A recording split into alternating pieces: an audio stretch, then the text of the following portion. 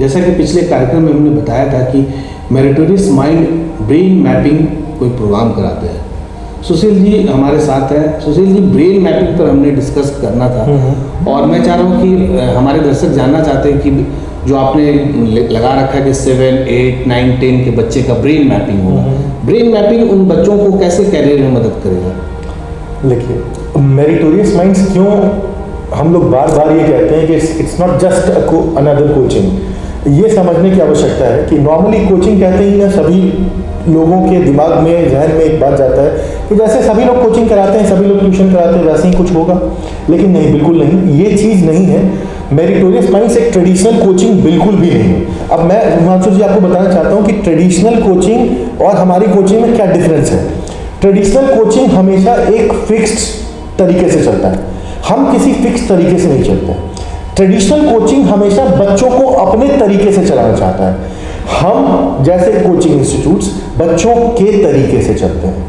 हर बच्चे का एक अलग डिफरेंट तरीका होता है। उसको समझने के लिए सबसे पहले हम लोग ब्रेन मैपिंग करते हैं। अब ये ब्रेन मैपिंग भी बहुत सारी एजेंसीज, बहुत सारे काउंसलर्स हमारे जैसे बहुत लोग हैं इंडिया में जो अलग अलग डिफरेंट तरीके से करते हैं। लेकिन हम लोगों ने, चूंकि ये बच्चों के भविष्य से सीधा सीधा ताल्लुकात रखता है, इसलिए हम लोगों ने 2 बड़ी एजेंसीज, जापान से बेस्ड और यूएस बेस्ड को यस किया इस चीज के लिए। अब आप पूछेंगे कि जापान और यूएस को क्यों कोई और कंट्री नहीं, क्योंकि एक दोनों डेवलप्ड कंट्रीज हैं, दोनों की एजुकेशन सिस्टम पर कोई सवाल नहीं है। और सबसे बड़ी बात कि जापान और यूएस दोनों एंटी कंट्रीज हैं। अब इसके लिए मैं आपको ये भी बताना चाहूँगा क्यों मैंने एंटी कंट्रीज को एम्फसाइज किया, क्योंकि अगर आपको कोई प्रोडक्ट लेना है मार्केट से तो आप 2 ऐसे बिजनेस ओनर्स के पास जाए जिन दोनों के पास वो प्रोडक्ट्स है और दोनों एक दूसरे को देखना पसंद नहीं करते, तब आपको प्रोडक्ट्स की सही नॉलेज मिलती है, प्रोडक्ट्स के सही फीचर्स का पता चलता है। ठीक वैसे ही ब्रेन मैपिंग के लिए भी हम लोगों ने यूएस और जापान बेस्ड इंडस्ट्रीज पर, इसलिए जापान बेस्ड लेबोरेटरीज पर इसलिए ट्रस्ट किया है कि दोनों के जब रिजल्ट्स आते हैं, दोनों के रिपोर्ट्स जब जनरेट होकर आते हैं तो हम पूरी तरह से आश्वस्त होते हैं कि दोनों रिपोर्ट्स जब सिमिलर होते हैं तो इसका मतलब है कि बच्चे का ब्रेन मैपिंग डबल एश्योर्ड सही हुआ है। तो ब्रेन मैपिंग कोई टेस्ट होता है, एग्जामिनेशन टेस्ट होता है?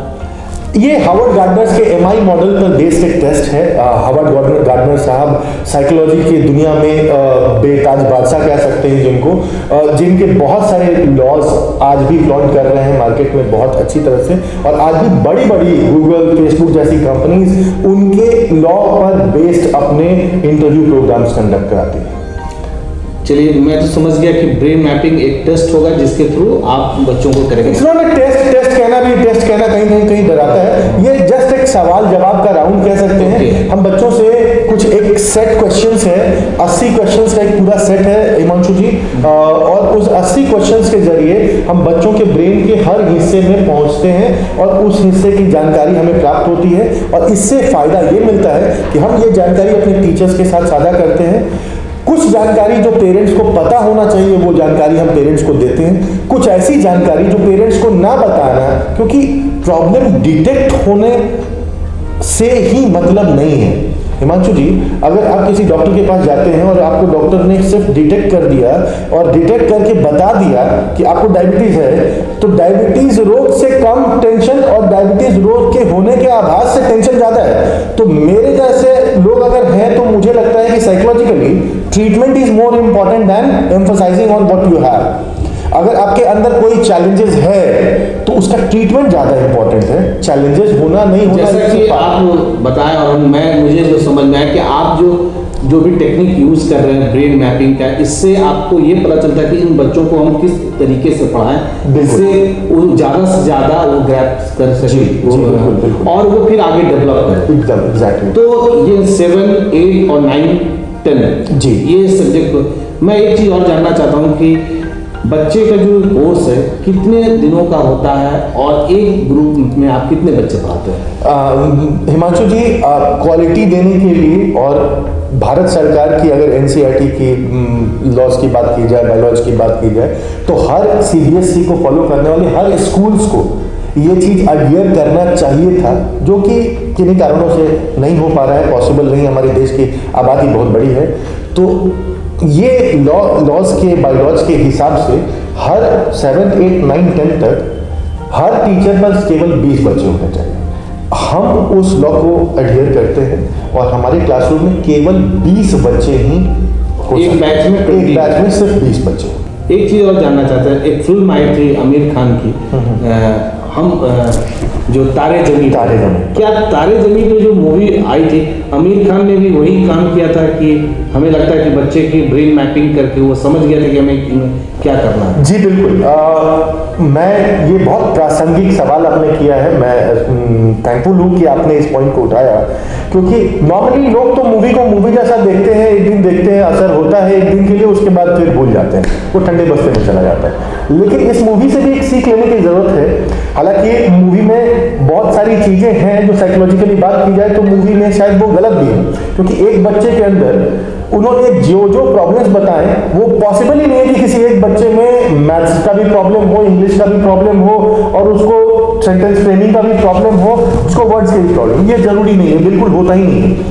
Psychologically there are few learning disabilities. जो लर्निंग डिसेबिलिटीज मैं नहीं कहता, हालांकि मैं खुद एक LDR ट्रेन टीचर हूँ, एक LDR ट्रेनर हूँ, लेकिन मैं कभी उस चीज को LD नहीं कहकर मैं उसको LC कहना चाहता हूँ कि it's not a learning disability what a person is having, it's a learning challenge what a person is having. तो कुछ चैलेंजेस होते हैं, वो चैलेंजेस वो फेस कर रहा होता है बच्चा।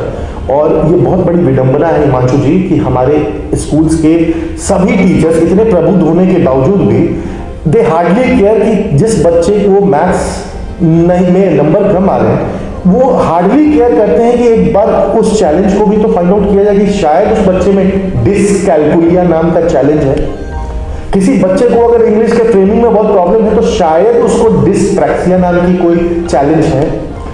किसी को कुछ भी प्रॉब्लम हो तो हो सकता है डिसलेक्सिया नाम की प्रॉब्लम। आमिर खान ने तारे ज़मीं, मैं धन्यवाद दूंगा आमिर खान जी की पूरी टीम को कि उन्होंने इस चीज़ को उजागर किया था कि एक बच्चे में कुछ चैलेंजेस होते हैं, अन्यथा पेरेंट्स कहाँ समझ पाते हैं। मतलब हमारे देश की ये भी विडंबना है कि parents are not trained on parenthood. क्योंकि कोई पेरेंटहुड का प्रोग्राम मैं करूं तो शायद ही कोई पेरेंट्स कन्वर्ट हो, उन्हें लगेगा कि ये प्रोग्राम तो बस ऐसे ही प्रोग्राम देने के हैं। अदरवाइज डेवलप्ड कंट्रीज में इन बातों का बहुत ज्यादा ध्यान दिया जाता है कि पेरेंट्स बनने लायक हैं कि नहीं।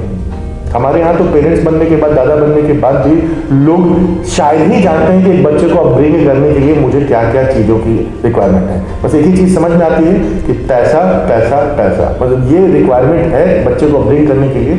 उसके अलावा उनके ब्रेन के लेवल पे किस लेवल पर जाकर उनसे क्या बात करने की आवश्यकता है, उनके ब्रेन से कैसे काम लेने की आवश्यकता है, उनके कोई ब्रेन के चैलेंजेस हैं तो उसको कैसे रेक्टिफाई करने की ज़रूरत है, इन चीज़ों पर कोई बात नहीं करता। ऐसा है कि मेरिटोरियस माइंड और आपकी बात हमें करने का बहुत मन है, मगर समय को देखते हुए हम इसको यहीं मैं समझ सकता हूँ।